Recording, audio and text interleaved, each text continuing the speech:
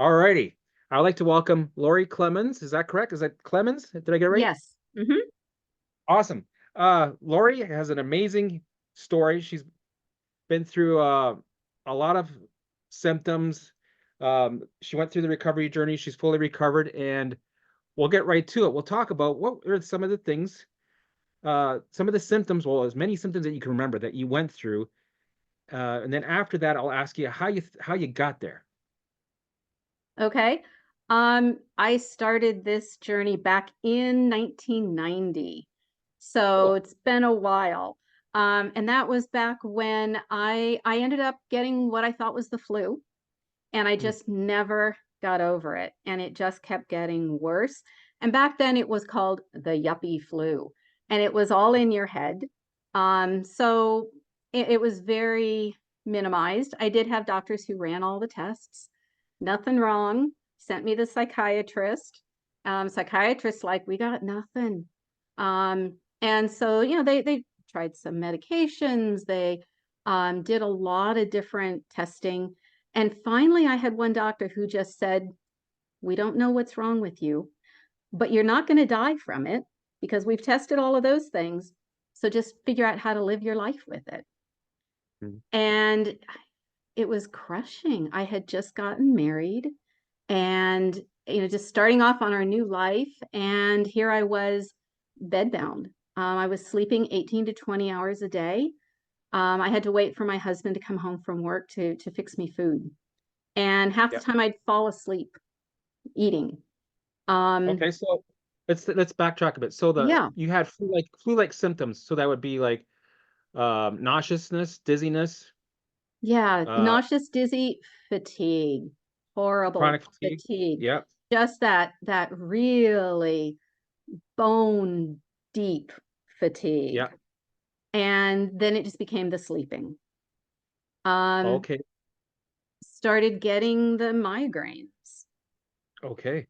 And then the some of the food issues, but mostly it was the fatigue, the brain fog, and the migraines that were the big issues at that point. Right. Later on down the line, we ended up um, uh, eventually moving, and come to find out later that that apartment that we lived where we first got married had mold. Right. And we'd noticed a smell when it rained, but hey, back then nobody thought about mold. And Right. so it was years later we figured that part out, which is why that was the trigger for me when we moved into that apartment. Question. Yes. Did your husband also have these symptoms and he was in the mold? No, he had Okay. nothing. Right. Later, when I had seen a mold doctor, come to find out I had what they called, I mean, don't you love these names? The dreaded mold gene, which Right. meant that my body could not detox mold, which we can talk more about that later. But So you were defective. You had a yes, defect. Right. yes. And I would never be able to detox mold. This would follow me throughout my life. I had to be really careful. Yeah. Yeah. So, Actually, Brea Katrin had the same. She was from DNRS. I think you might know her. yes. She had the same thing where Yeah. they gave her that label. Yeah. I remember that. Yeah. Okay. Crazy. Yeah. So, I remember one night in particular, I was just in so much pain. And I honestly, it was like, God, I can't do this. I'm ready to die. I cannot live like this. And I mean, and I was so serious. And I remember waking up the next morning thinking, okay, I didn't die. So I guess this is the way it's going to be. And I remember thinking, I got to work harder.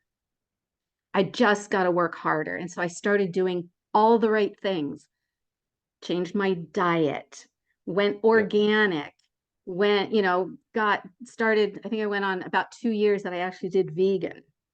Yeah. Um, Tried all the different diets, tried all the different exercise programs and supplement programs. And sometimes I'd get better for a while and then I'd crash again.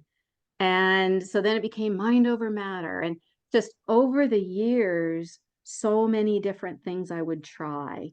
Remember doing, at one point I got diagnosis fibromyalgia, Yep. celiac disease, and lupus. And I did the autoimmune protocol.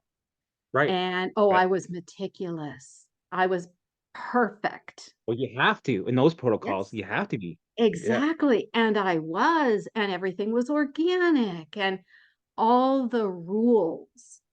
Yeah. And didn't know it then, but I mean, that was just, I was teaching my limbic system the world's not safe. The world's not safe. You got to be on guard all the time. Did you try the fasting also? Yes. Yep. Yep. Did that too. I tried so many different diets. Yeah, I know. You're laughing. I think you can Yeah. relate. But Yep. yeah, it just all of them.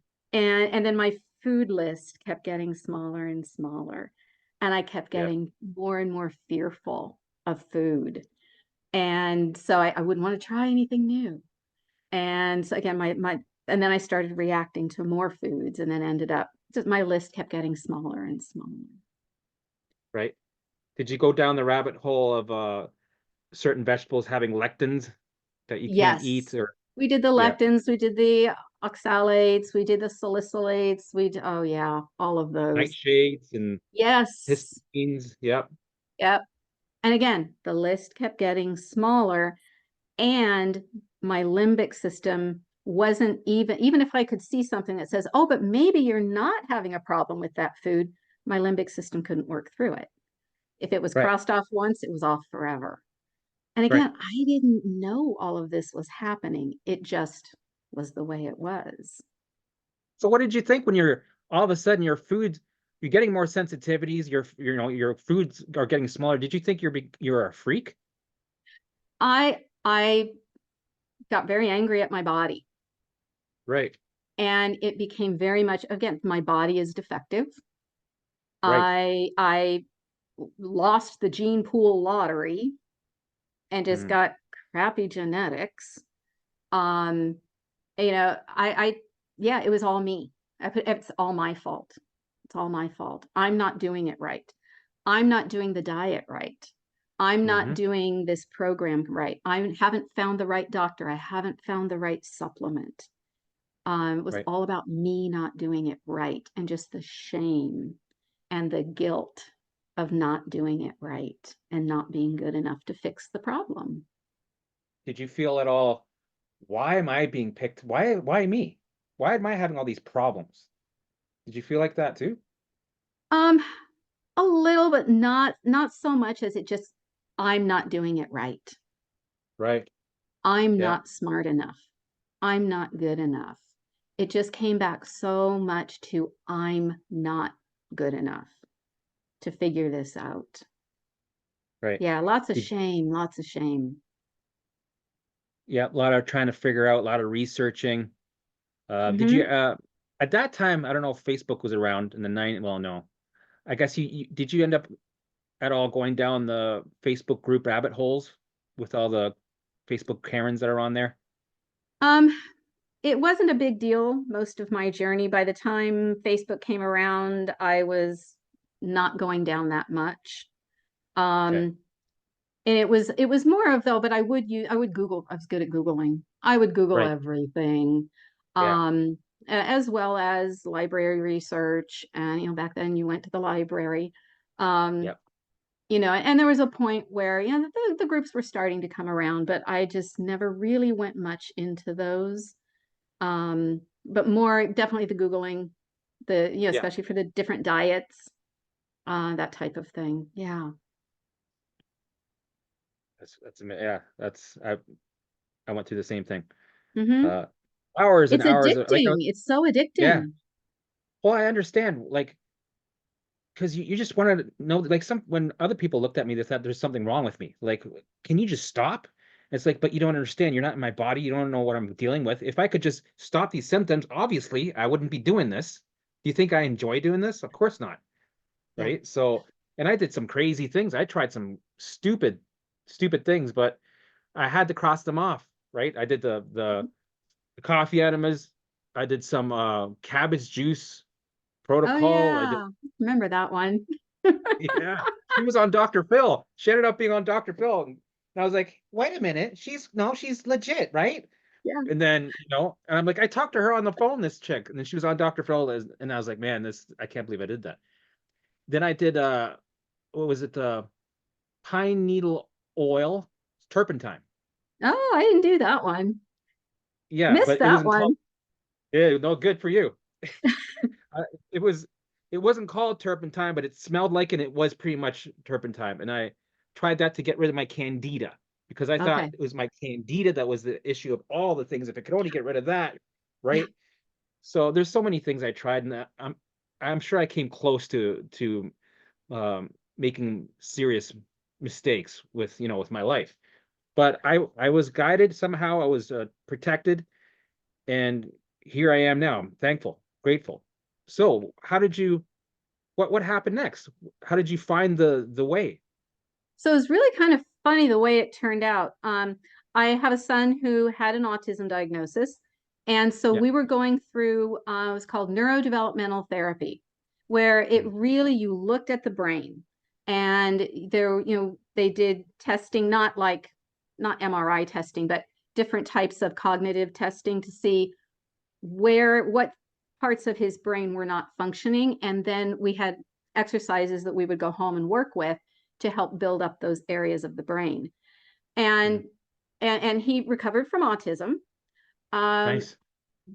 but Wow. I was amazed because I learned the foundations of neuroplasticity Right. and that, wow, we can do specific things to change his brain function. And just around that same time, the research was starting to show that adults could have neuroplasticity as well, because in the past it had been no, no. Once you hit about 7 or 8, your neuroplasticity is done.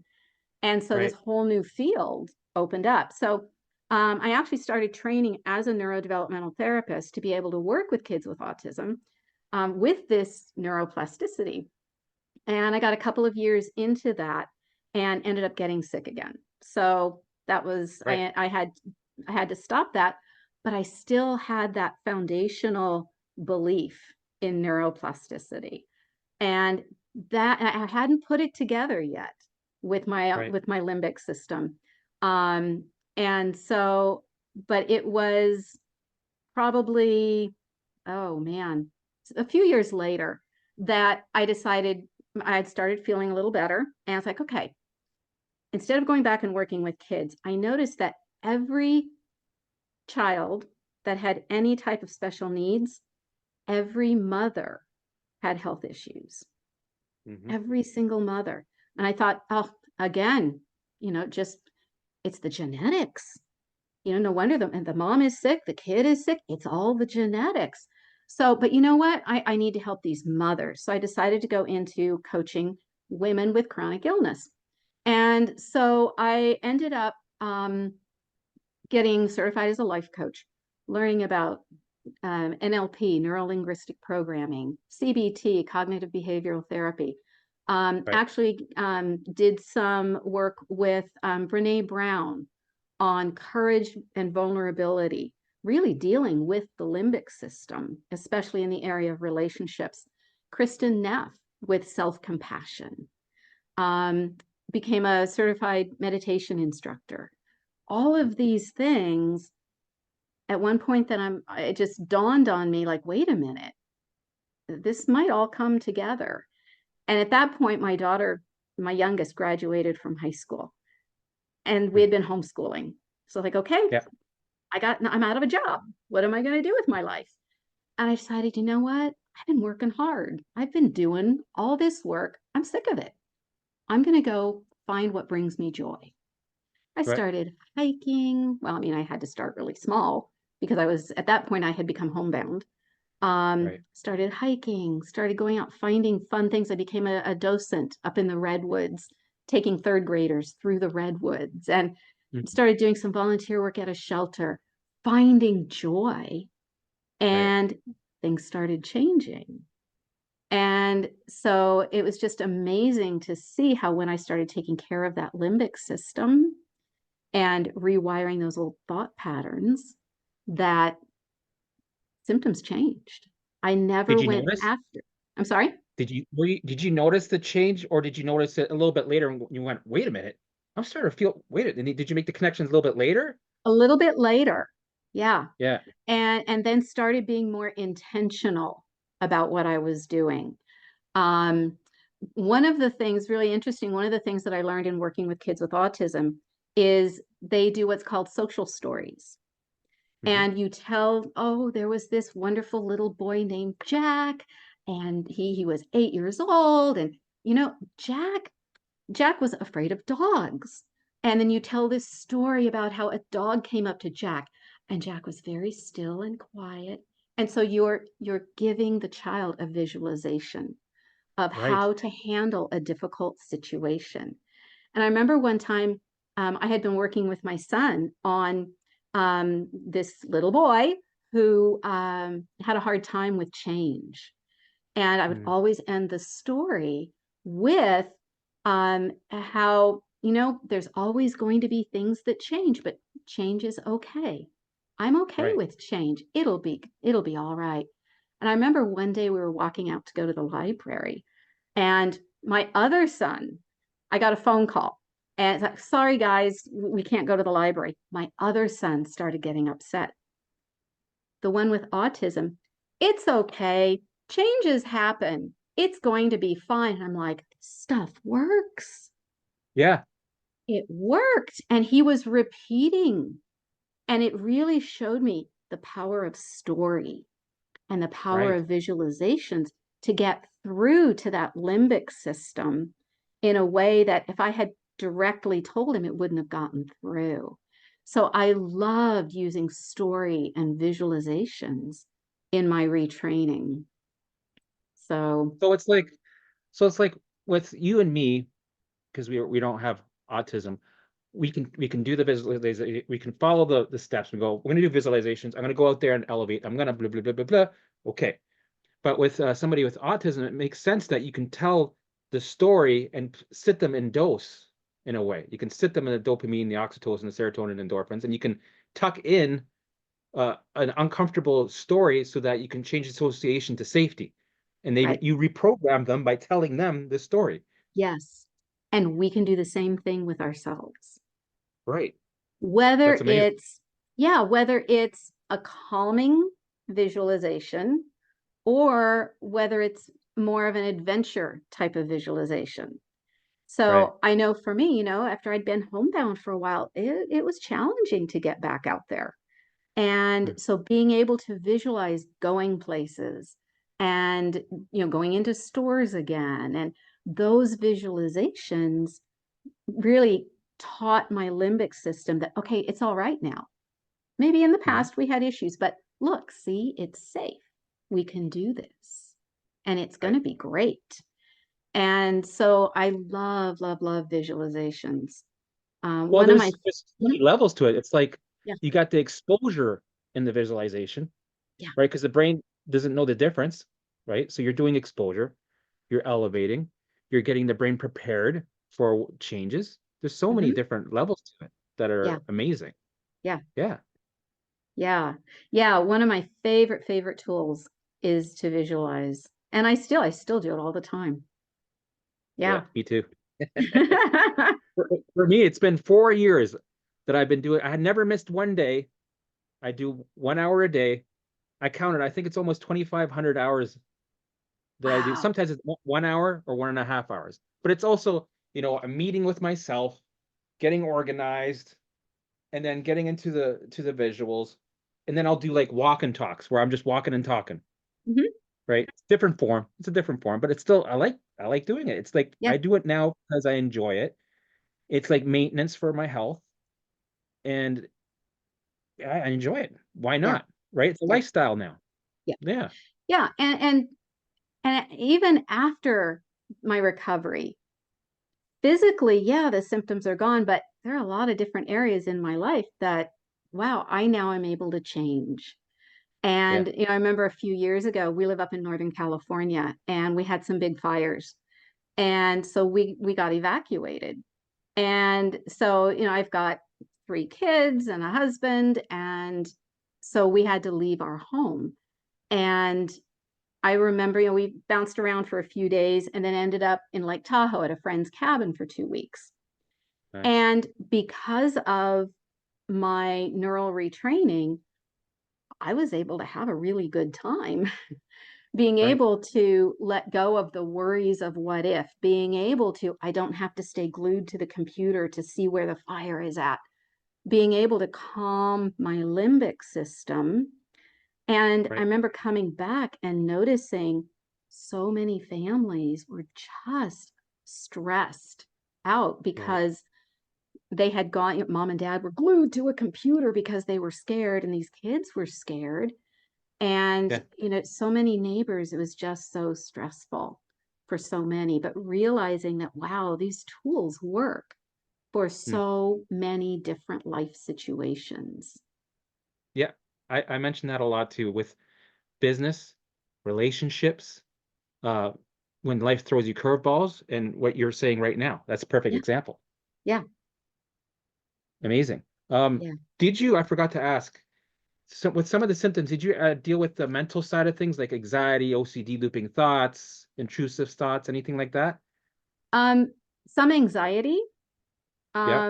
And the way that I dealt with anxiety was through control. I became so controlling. My poor family.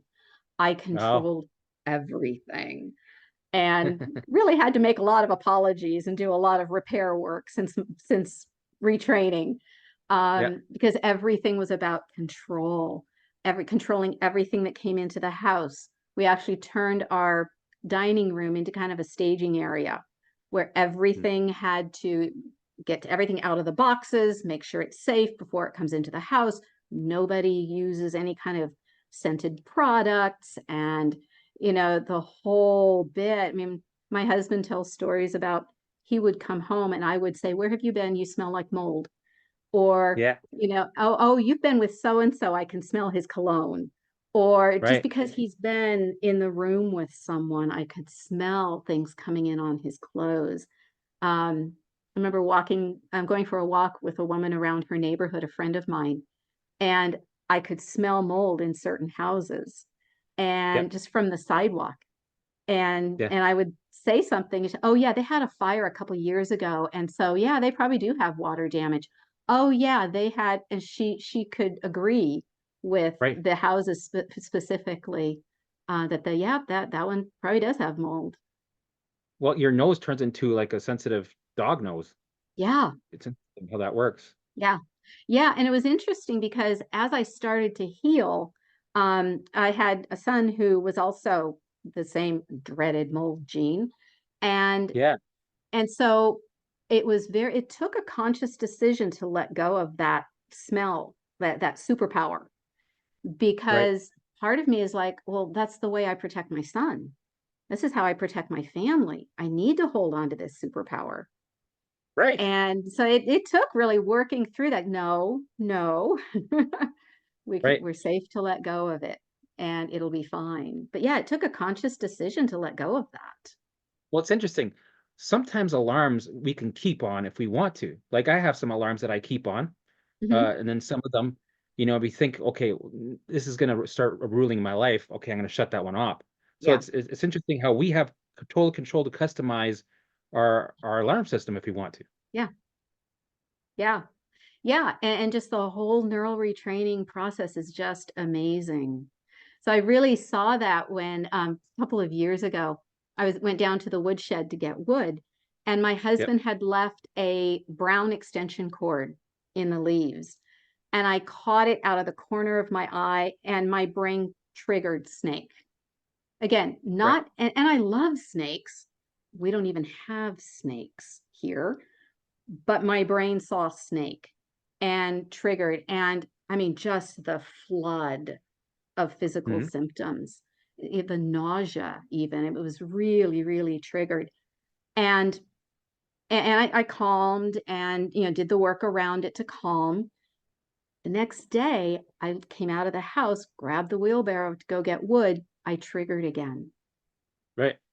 That limbic system was saying, no, there's a snake there, even though I knew consciously there was no snake there. So Right. again, it took me a couple of days to bring that response down because it was that limbic system trying to keep me safe. If I didn't know about what was going on, Right. I probably would have developed a fear of going down to get wood, and somebody else would have had to go down and get the wood, not knowing what was going on. That's the half of it. Being aware and understanding what's going on and how the machine works. And then you Yeah, can manipulate it the way you want, which is yeah, powerful. yeah. That's awesome. Did you at all find going through this journey a change in your beliefs and spirituality? Did you find you became more spiritual? Absolutely. I mean, because I had grown up in going to church, Right. and even when I first started getting sick, going to church, and stopped for a long time because I just couldn't go to church. But I think I hit a point of developing that deeper trust that I hadn't had before. I think I had gone through a lot of the motions, doing the right things, again, doing the work, but not having that connection of, yeah, whatever happens, I'm going to get through it. God's going to get me through it. It's going to work out. And that really changed so much because then it wasn't all dependent on me. I think I had been so dependent on, I have to do the right things. I have to control things. I have to figure out what's wrong with me. I have to fix it. And so it just felt so, it was so freeing to be able to let go of that. And so then that limbic system was able to relax, and then I was able, helped me be able to heal. And I think that that spiritual connection is so important. Yeah. Yeah. For me, it was, well, it allowed you to surrender by kind of putting it on something else. For me, Yeah. I needed it because my 3D reality was telling me with lies, a lot of smokes and mirrors.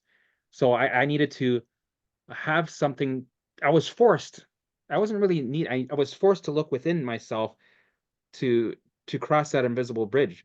Because if I Hmm. didn't have that, I would keep saying, "Well, I can't cross that. I can't cross that." So I Yeah. needed to dive in spiritually to cross it Yeah. and to keep going further. Yeah. Yeah. I think one of the moments there was we had been in our house for about almost 20 years and found out it had mold. I'd been seeing a mold doctor. He's like, you got to get rid of all your belongings and move to a safe place. We found a house, tested beautiful. We got rid of everything we owned, put the dog, the kids in the car, drove to our new house, stopped at Target on the way to buy blankets and pillows until we could buy furniture. And I remember thinking, this is going to be great. This is it. Everything's going to be clean. I'm going to heal. It's going to be wonderful. Within a Mm, couple of months, my symptoms were worse than they had been mm, because I brought with me that belief that the right, world is not a safe place and I am not safe. I am powerless. right, And so then it wasn't until I was able to change that to no, wait a minute, the world's an amazing place.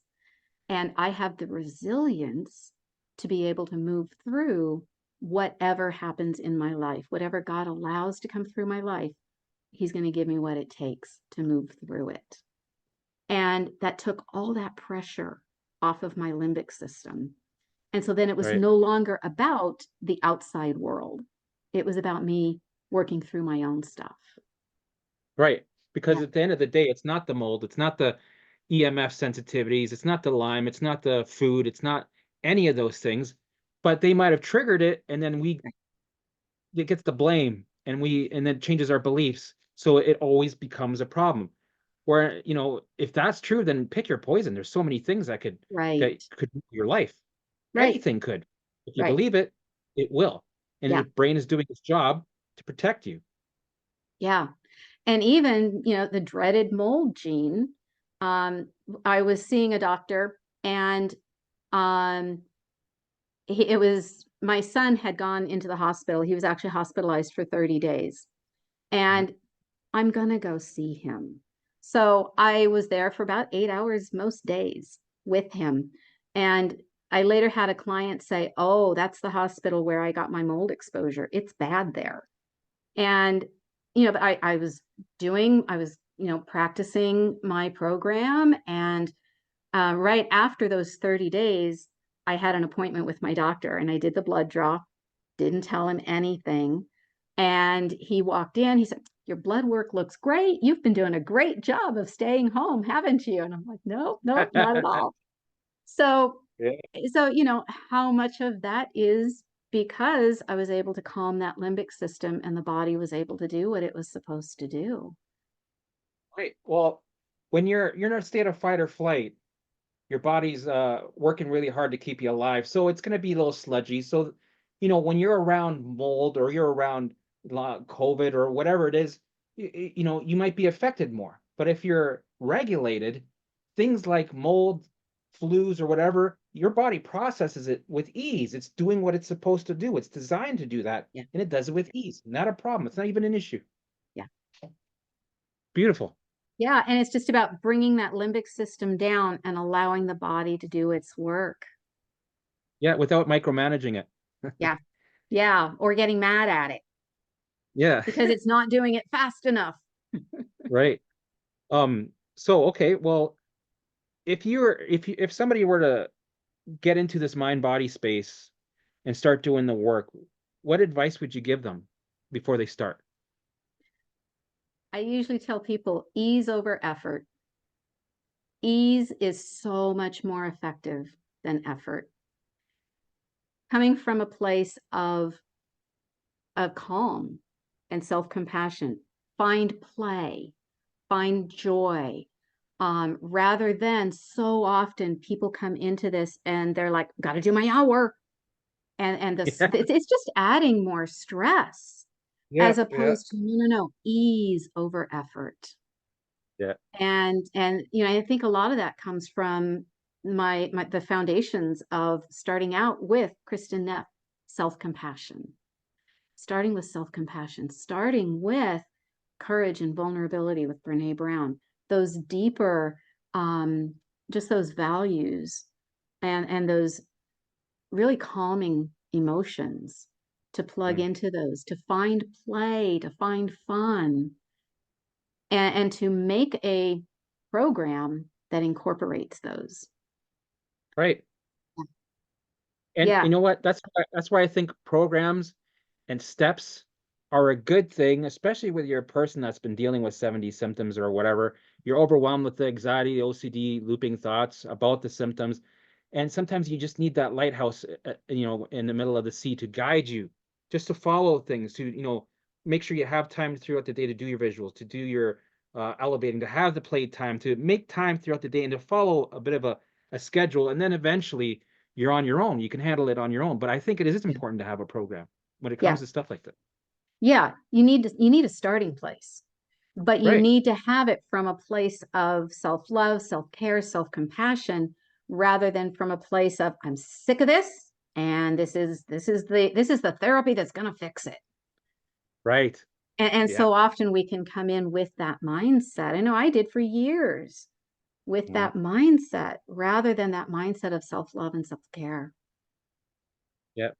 Well, I noticed with a lot of these interviews, I can get the core key pillars that are, synchronized with all of them. Even with my program, it's playtime to bring the limbic system down, or the baseline. I call it the baseline. Mhm. Um, Elevating playtime fun, right? Doing some exposure to the things you don't enjoy, but changing the association now Mhm. without white knuckling. Um, and bringing the baseline down with visuals, exposure, and playtime. So those are the main ones that are pretty much, being aware of your behavior patterns and trying not to repeat old, limiting belief behavior patterns. But other than that, that's pretty. If you think about it, the gist, it's not that complicated. The work is, I'm Yeah. sure, yes, the work is hard, Yeah. but it doesn't have to be complicated. And I think that's the core right there. And Yeah. just if you just do that, like you could literally move to Costa Rica, you know, have playtime, and and try to enjoy yourself, and allow the thoughts and the feelings to be there. Let them do their thing and just continue, and you will eventually regulate. Yeah. The program Well, of safety will come in. yeah, and so many people like, oh yeah, I went on vacation and everything was fine, and then I came back home and it's triggering again. And it's like, boy, we need to just calm that limbic system and trust the body to do its work. Right. You got That's the to big one. trust the body rather than getting angry um, because it's not doing things fast enough. Trust the body to do its work and support it in its work. And sometimes that might mean, I really just need to go for a walk today. My body needs to move today. Some days Yeah. it might mean, no, I don't need to go for a walk today. So it's learning to listen and work together with your body as a team. Yeah. Exactly. I couldn't have said it better myself. So yeah, I think this has been a great interview. I really enjoyed everything that you shared with us. You covered a lot of good details, a lot of golden nuggets, a lot of symptoms. Oh yeah, you had the multiple chemical sensitivities, I'm Yes. assuming. Yeah, Yeah. so I'm gonna write that down. So yeah, well, thank you for joining me. This was a pleasure. I had You fun. are welcome. Awesome. It was great to talk with you. I appreciate all that you do for the community. It's great to have your podcast out there. Really helpful. Very much. And you know what? Send me an email with all your links and your program, and I'll put it in the description. So if somebody wants to reach out, they can reach out to you. Sounds great. Awesome. Thank you very much. All right. Thanks, Helmet. Thank you. Bye. Bye.